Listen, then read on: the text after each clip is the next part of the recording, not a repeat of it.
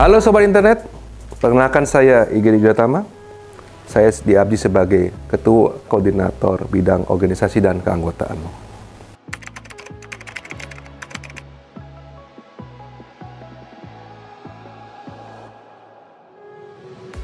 Sebelumnya saya pernah menjadi Ketua Pengurus Wilayah ABJI Bali di tahun 2015 sampai 2018. Tetapi saya sebenarnya sudah aktif di ABJI sebagai panitia juga dari mulai Apricot 2007 di Bali, kemudian Munas Bali 2012, Munas ABJI kembali di Jogja tahun 2015, dan kemarin di Munas ABJI 2018 di Bali saya sebagai Ketua Organizing Committee. Itu organisasi dari saya. Selanjutnya saya pun aktif di ISP. Dari tahun 2003 saya sebagai eksekutif di PT Cakra Nusantara atau Channel 11. Kemudian 2021 ini saya sebagai eksekutif di PT Econ Delight atau Geconet di Bali juga. Itu perihal pengalaman saya sebelum menjadi kepala bidang organisasi di ABJI saat ini.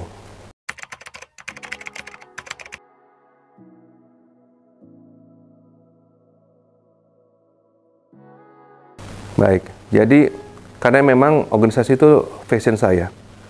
Nah, tadi saya sudah bilang saya sudah dari 2007 aktif, bahkan dari tahun sebelumnya 2005 pun saya sudah mulai ikut di ABJI walaupun sebagai anggota aktif.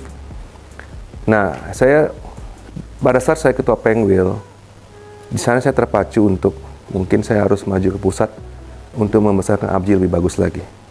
Karena waktu di Bali pun sudah banyak kegiatan, mulai dari Miss Inrate Bali sampai menjadi Miss Inrate Indonesia.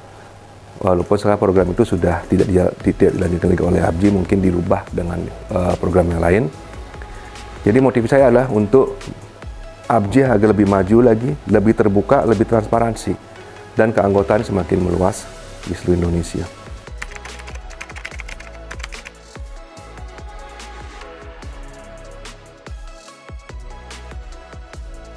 Jadi secara umum, kepala bidang organisasi ini saat ini disebut dengan koordinator, karena saya mengkoordinasi atau mensupervisi ada 4 kepala bidang lagi, yaitu pengembangan wilayah, terusnya pengembangan itu ada 2, 1 dan 2, bidang sertifikasi dan layanan anggota. Itu supervisi berkoordinasi dengan saya. Jadi memang organisasi keanggotaan ini lebih banyak mengurusi internal dari ABJI sendiri, termasuk operasional harian dari ABJI. Mulai dari BPH itu kalau istilah itu karyawannya, itu Badan Pelaksana Harian, mulai di pusat sampai di semua wilayah. Termasuk juga mengurusi administrasinya, dari mulai gajinya, sistem kontraknya, status kepegawaian, asuransi, dan segala macamnya. Selain itu juga kita juga mengurusi tentang keuangan internal untuk sewa gedung, pembayaran listrik, dan lain-lain. Jadi lebih banyak untuk mengurusi internal, termasuk juga keanggota membership-nya. Jadi kalau ada anggota baru yang mau mendaftar menjadi anggota ABJI akan melalui sekretariat, yang dimana itu emang bidang OR. Jadi dan juga surat menyurat semua juga terpusat di organisasi juga untuk ke baik internal ataupun ke pihak di luar ABJI. Itu secara umumnya sih.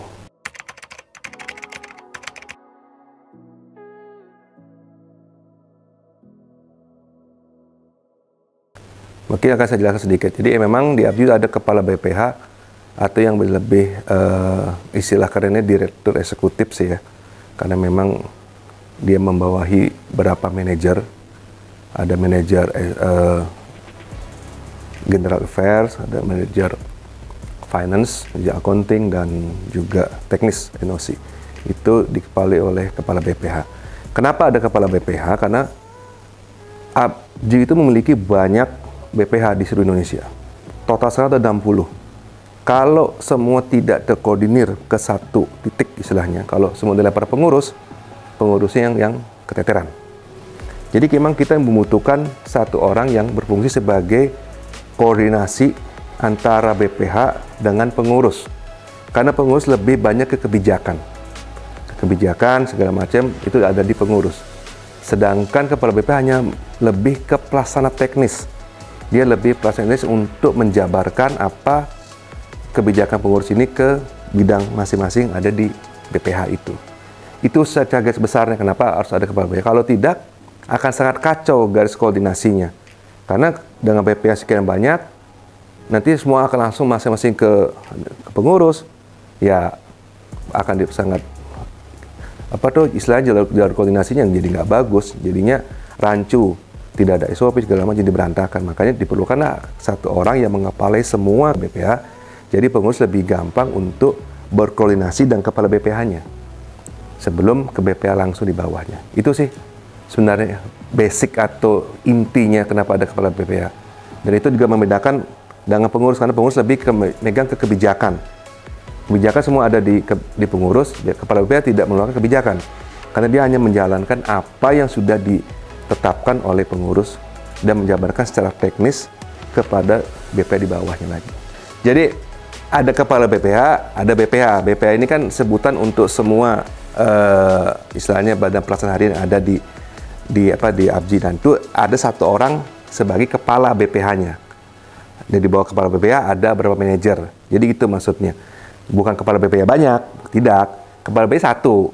Nah, pengurus cukup berkoordinasi dengan kepala BPH-nya untuk mendelegasikan kebijakan apa yang akan dijalankan untuk APJI.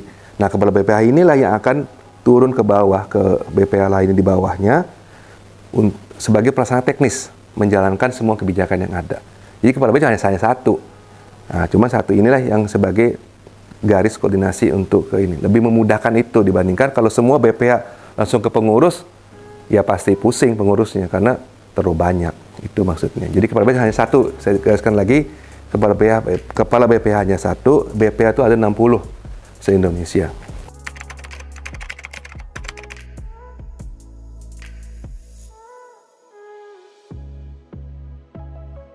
Untuk di organisasi di bidang organisasi ini di APJI ini di tahun ini tuh yang pasti satu adalah perihal data, adanya sinkronis data antara regulator di mana ini Kominfo dengan APJI perihal keanggotaan, karena selama ini itu sering nggak sinkron jumlahnya. Dan alhamdulillah di bulan Maret ini sudah berhasil disamakan datanya. Kami sudah mendapatkan data resmi dari Kominfo, apa aja yang ada, yang istilahnya perusahaan-perusahaan yang bergerak di bidang IT, mulai dari ISP, NAP, Telsus, JAT segala macam, disinkronkan dengan data keanggotaan yang APJI saat ini itu udah mulai sinkron. Jadi, kalaupun ada miss, mungkin karena sambil berjalan masih banyak lagi anggota-anggota baru yang lagi mengurusi izin itu. Itu satu. Yang kedua adalah remonisasi untuk BPH, yang artinya kita kan juga ingin BPH itu tingkat kesejahteraannya naik lah. Dengan sekian banyak program kerja yang dilakukan di Proker kemarin, itu BPH itu sangat membantu pengurus. Makanya kami pun ingin di organisasi khususnya adalah kesejahteraan dari BPH ini juga meningkat seiring waktu. Nah, itu pun juga tercantum di Proker 2001 sampai 2004 ini. Dan itu alhamdulillah juga sudah berjalan.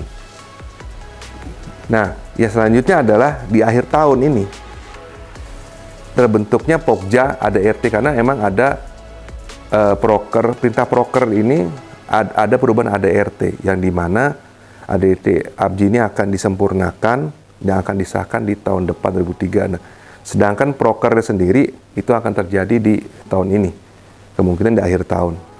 Itu target untuk organisasi dan pencapaiannya di tahun ini.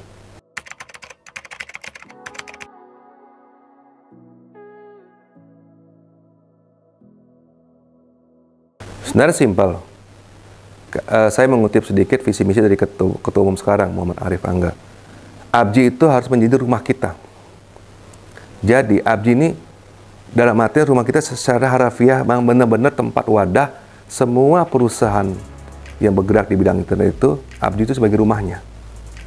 Itu yang saat ini selama saya menjadi aktif di APJI dari 2003 sampai sekarang, ya tercapainya belum tinggi. Mudah-mudahan di periode sekarang ini benar-benar menjadi rumah kita yang sebenarnya. Dalam artian semua anggota mengharapkan APJI ini sebagai rumahnya. Jadi apapun terjadi bernaung di rumahnya, dan kami akan abji yang istilah pengurus yang akan berbicara ke regulator atau ke pihak lainnya. Itu harapan saya sih. Ya, mungkin bisa juga disebut mimpi saya juga secara pribadi, dan juga mimpi-mimpi atau harapan dari semua anggota yang ada.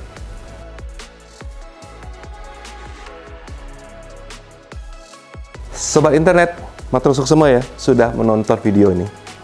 Jangan lupa like and subscribe serta aktifkan notifikasi pada video ini untuk mendapatkan update video terbaru dari kami.